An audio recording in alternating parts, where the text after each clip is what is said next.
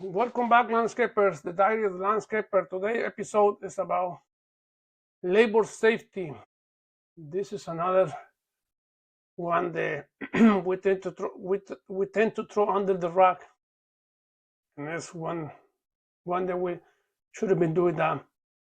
Employee safety is one of the most profit-eating profit eating mistake as a business owner, because we don't want to invest on training and develop a system that can help us have a safe environment for our crew and customers and company and our surrounding. So one of the things I learned before I even became a business owner, entrepreneur, it was safety.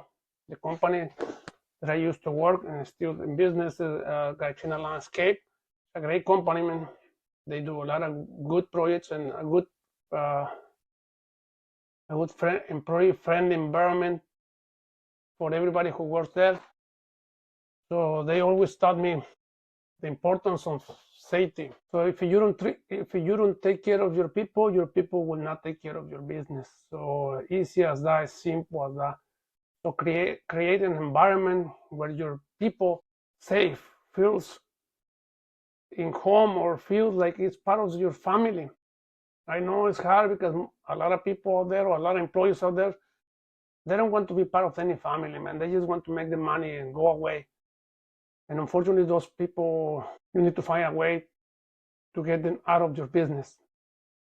So again, develop a system where you can track your employees' record for safety, and same thing for hands-on trainings and trainings that you give to them on your company.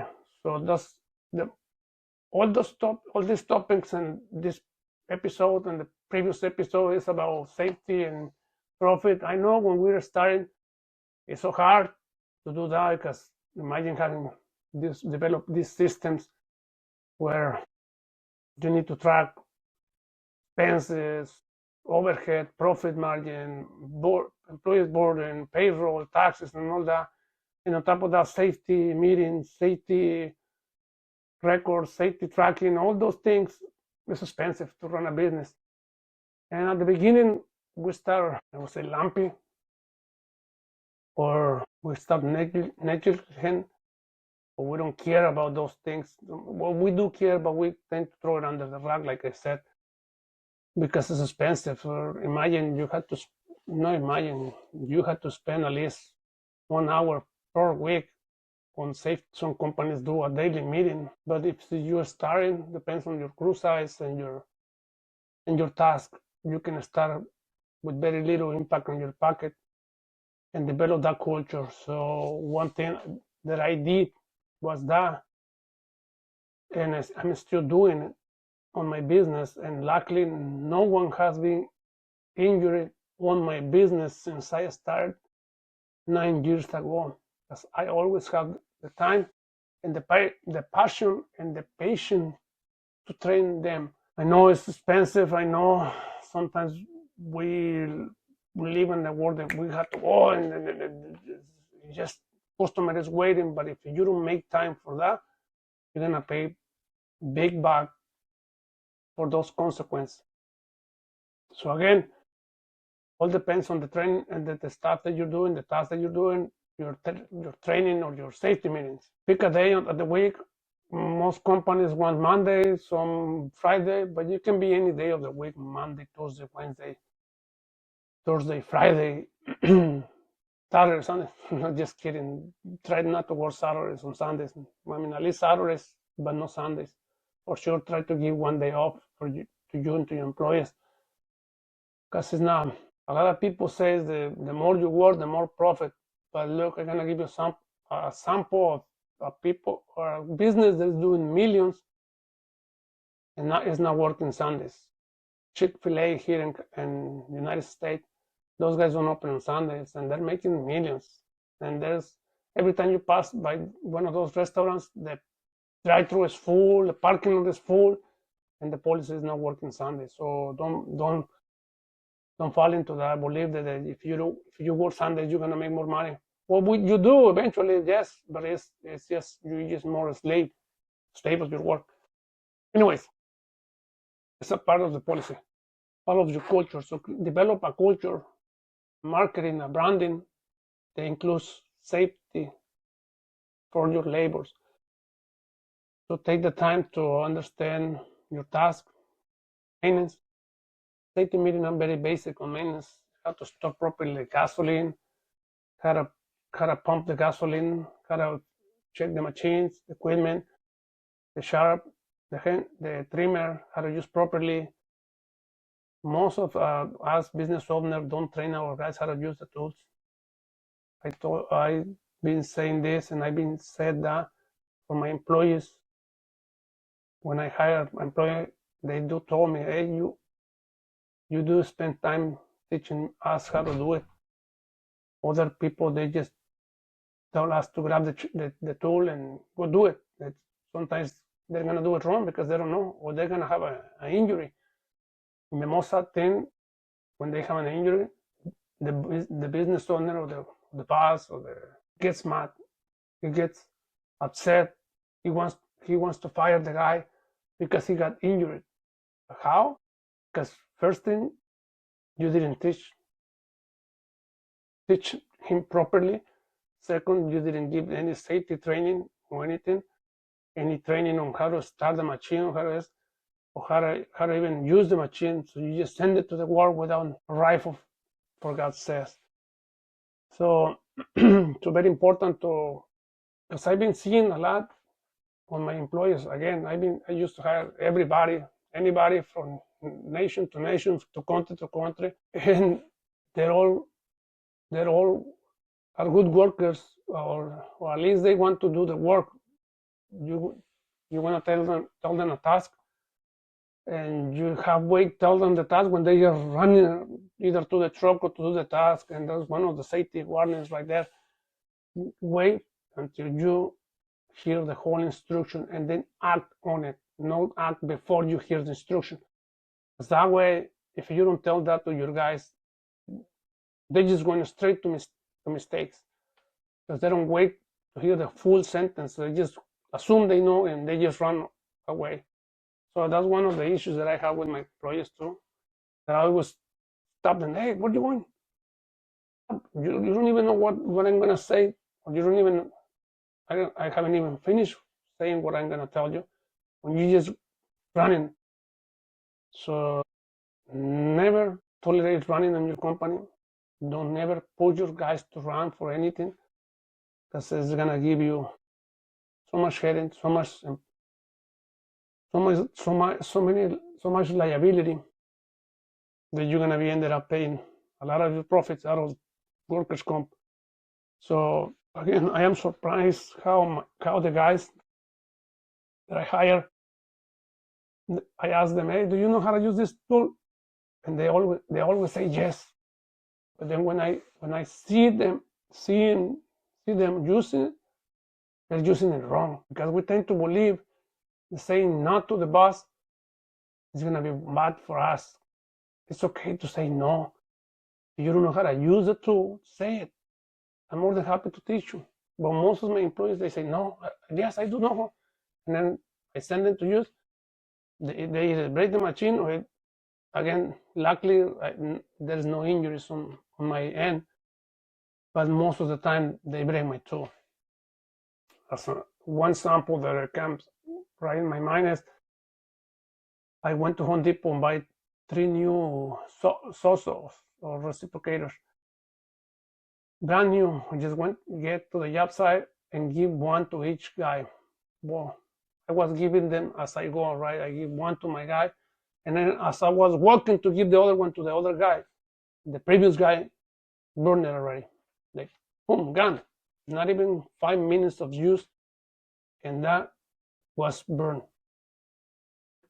I can go to Home Depot and claim the warranty, but again, it's not that it was bad design or tool failure. It was the guy didn't know how to use it, and that's why he burned the saucer, the reciprocator. And I told him, only I don't get mad. I just get like anxiety and frustration of wondering, why do you tell me yes, I know how to use it, and your action shows the whole opposite, and made me wonder, do they ever feel remorse, regrets, or feel bad about it? They know, like, oh, ya no sirve, it doesn't work no more. I mean, it's sad but funny. The people don't want to stop and recognize their mistake and say, yeah, you know what, I messed up. I told my boss that I know how to use the tool, but I don't. But I really don't. So same thing. Using the reciprocator is very easy, but a lot of the guys out there, you just grab it and you're just shaking with the thing, like they have a machine gun with their hands. So that tell me, no, they don't know how to use. Another one is the chainsaws, man. Luckily, none of my guys have cut a finger or a leg or not even a scratch from a chainsaw. But I've been wasting so much money on chainsaws and the change too, because they just busted. At one point, I was calling then the just system to my guys, then that I give them, they make it into a poop. Not to say a bad word. There were guys that told me, "Oh yes, I use chainsaws from Mexico. My dad used to cut trees over there in Nicaragua, whatever country." To believe because most of those countries are there. Not, I'm from Mexico. I'm not to say that nothing bad about it, but most of the small towns out there, they don't have a chainsaws and things like that. They're expensive, and the culture is not there yet to know that the more tools you get, the more efficient you're gonna be, the more profitable you're gonna be. So again, I got the chops, I got the hard hat with the ear protection and the screen or the mesh, so nothing. So I always try, and the first thing I find on the floor is the hard hat and the chops. They're like just grinding and cutting the freaking train like they're Superman, the steel man. They're not gonna get no hurt. They're not gonna get nothing, no injuries, no anything. So it's hard, and that's why I try to develop. And I always stop them on the spot. Hey, what are you doing? Spending so much time, so many hours, stopping the guys and tell them, hey, what are you doing like that? What is your motor? Where your head is? Why? And one thing that I really get upset with, not obsessed, like upset, is that they just turn their head down like that, and they just stay quiet. They don't even say why. They just can't, and they get mad because you're according to them. I'm yelling to them, and I'm not yelling. I'm just telling them, hey, why you're doing it? I'm asking and trying to understand why they're doing all those things, and it's hard. It's hard, very very hard to deal with people. And then, I mean, again, I'm a Latino. I'm very proud to be Mexican, but the more I spend time with my connationals, the more I find out that we come from a broken culture. Our beliefs, I don't know what we think that we know everything and we are the best race on earth. I don't know. It's hard to tell, but yeah, they just used to work hard, and that's why you can see a lot of people. It's hard to say, but injured or mutilated because they don't take care of themselves. They don't put themselves first. They put work first, and that really gets me because I don't know how and why our people is like that, and our employees too. So I always stop them. I always tell them, hey, if you don't, like Michael Jackson said, it start with the man in the mirror. If you don't love that guy, you're not gonna be able to success in this life. But no, it's like talking to the rock, to a tree or to a chicken. I don't know. I think an animal can understand better than most of those guys. And again, I love my people. We're, I'm not racist. I'm not anything. Only trying to understand them is how or why they do it, and that's why I'm very proud to say that I'm in this industry over 20 years. I'm 41 years old already, and no big injuries. The only injury I got one time I hit myself. I hit myself with a chainsaw on my knee, trying to cut a oleander hedge, like to cut it in half. It was like probably 15 feet high, and we were cutting into no, it was 7. I think it was over 10 feet, 20 feet. Yeah, we could cut to 10 feet high because I was on top of the truck. On the truck have a rack, and the rack have like a diamond shape, or like a yeah those yeah like a diamond shape grill on the top of the cabin where we put the wheelbarrows, and I stand there and reach. But since I didn't reach all the way, I put my feet into the hedge and try to cut like that, and the chainsaw got stuck. So by the time I pull it, I hit my knee in there. Long story short, I got injured. I went to ER. I drew myself because it was more dramatic, or more the appearance was very unappealing, but it was not. I didn't get to the bone or anything. It was just like a scratch, but it's still open, very big. So I went to ER. My crew leader back then, it was like fading, and it was like, oh my god, how it was a big thing. But from there I learned, because the company really take matter from the topic and start giving me. We did a full investigation. Hey, what were you doing? How were you were doing it? And again, back then I feel like a fool, like explaining the things that happened to me, because I thought they were gonna give me the hint, like, oh, don't worry, everything is gonna be right, which they did. But the reason they were doing the investigation is not because they want to make me feel bad. It's to help them understand the mistake, so that it won't repeat again. So they keep tracking. So again, I don't want to make the story long, and that's how I learned since that day that I had to take care of myself, and they really put that into me, like, hey, if you don't take care of yourself, nobody's gonna do it. Because again, it starts with the man in the mirror, with you. You take account and a knowledge of what you're doing, you're gonna end up having an incident, an injury. And most of us Latinos, and we just run, man. We just run to the freaking project or to the task like if there is no tomorrow, man. And we grab tools and things like that without analyzing or researching how I use this tool more efficient, more safely. I used to handle all my employees hate the safety goggles, hate the earplugs, hate the face masks, and they would try to cut papers with the freaking disc saw, which without the hose. So no, a lot of dust, and I always get them. All you do that you have to put water, and you have to, even though you have water, just put your mask just to be safe.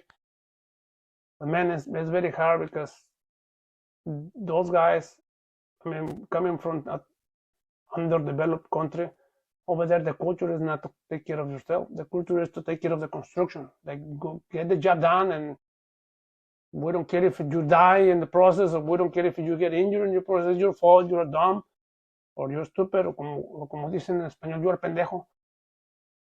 So no, it's not that. It's just, and I always tell my guys, whatever country you came from, if you're from Mexico, I'm gonna start from my country. If you're from Mexico, leave Mexico over there in the south and adapt to the north. And when you go back to Mexico, if you want to go get back to that, there you go. You can live that life again, because you're back in Mexico. But if you want to take this culture there to improve your life over there, it will. because it's easy to improve yourself when your surroundings improve. If everything around you is a mess. So that's why in Mexico and most of the Latin American or underdeveloped countries, they don't take care of themselves. They just act for the money because the only way is money. But how you gonna make money if your body is all busted, missing pieces? So you have to start training your guys, giving a lot of hands-on training. And if you buy a tool, each tool or every tool that you buy out there comes with a manual, man. Like the Wally movie says, Manuel, read yourself.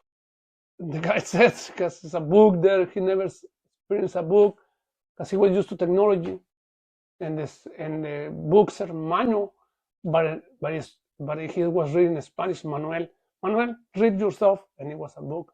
It will never read itself. So you had to read it. And another thing that we don't like as a Latinos, reading the book, and they make it in Spanish, French, and English. Those are the three most spoken languages in the world. Sometimes they have Dutch and other language, but those three, they come standard here in the United States, man. And we just grab that little book, toss it away with the box, and we start trying to use the machine. So understand that part. Training, and more training. And always, every time you make a training for as little as 5 minutes or whatever time you record that. Now, if you can record with the phone better, so you can learn more as you go. Oh, look, very little training, but if not, on paper, how many people attend, make it sign, put their name and the time and everything. So as your company grows and gets bigger, you have a well documented journey, because that's one of the reasons most of our business don't get successful, because we don't want to track and measure things. Numbers are the most important thing on any business. So those records will help you learn from your mistakes, learn from your guys' mistakes, and always give them a review. Oh man, that helped me a lot on the company too. China give me a review every year, and based on that review, it was the percentage of amount of income that I will make more every paycheck. But it was a yearly thing. So let's say if I did poorly on the review, I probably wouldn't get any money, because the percentage will be less, 99% or minus 1%.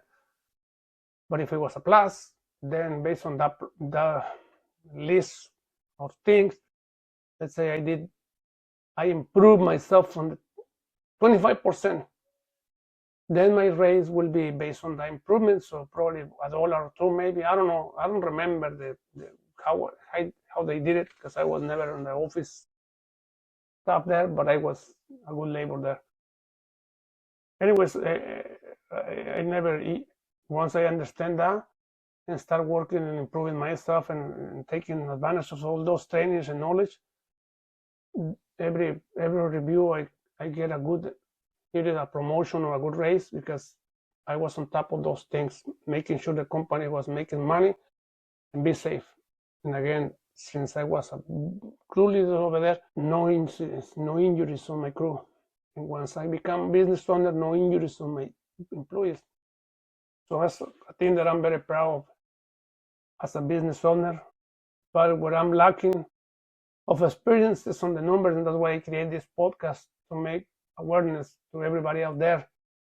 And again, I invite a lot of business owners out there in the landscape industry or any industry which they are starting on the younger side of the business, because most of the podcasts out there interview the successful already. No, I want to interview you, the underdog, the one who is starting, to see, understand, and grow together, and learn from your mistakes, from my mistakes, and we can all push up and climb this mountain.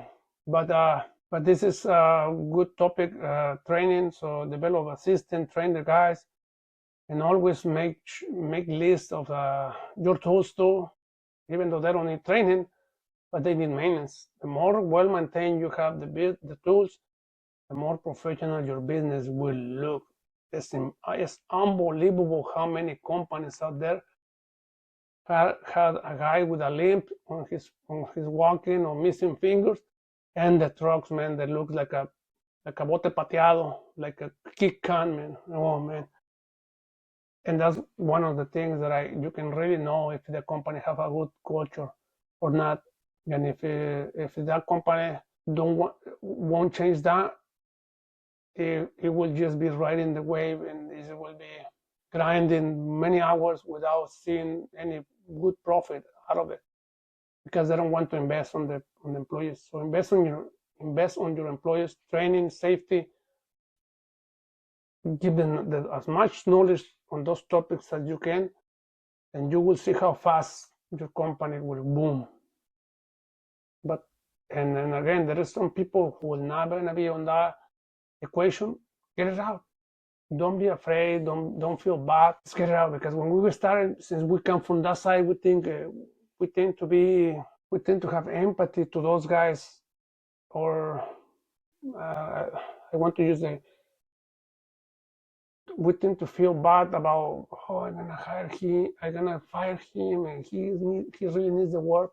If he really needs the work, he should show you as his boss, as the company head, that he's willing to become a better person. But if it's not, get it out, man. It's like a cancer. It will spread, and it will spread quickly, or like a raw apple. It will rot the other apples. So understand that part too is very important on your business. It's part of the safety, because one careless guy can make other guys be careless too, because they're gonna say, "Oh, this guy walks away with all the careless, and the boss doesn't say anything." So they're gonna start copying, and unfortunately, bad habits can spread quickly the good habits. But develop that culture again. Train your guys. Be more into the guys. Safety. There is a lot of, like, PG&E. If you go to PG&E and register on their website, they will send you a big envelope with safety about digging, marking. You have to mark the 811 so they can come and mark the utilities. A lot of guys out there, they don't do it again, and those tickets are very expensive. And same thing with chemicals. Make sure you make them understand the label on each chemical that you buy, whether it's Home Depot or Horizon or any landscape store out there. They have the tag. Make sure you follow that tag. Even though you don't get a license, you will walk away fine, because you follow those instructions. But you don't follow the tag, and the inspector stop you. Again, those tickets are expensive. Same thing when towing a trailer. Train them how to tow a trailer, how to back it up.